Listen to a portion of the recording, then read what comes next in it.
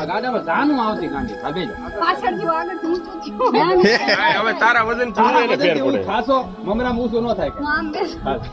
એમ જ લેવાનું હોય ચણિયો ઊંચો લઈ લેજે. ઈ નો ભાગે ભાગે તો ચાલો, આગળ છોકરો.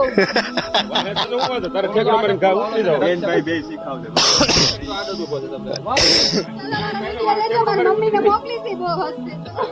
બરાબર આઈથી ખાલી જોવાનું છે યાર માતા અર્જુન. મારા ચડી ગયા ચલો રેડી. એક મિનિટ પેલા.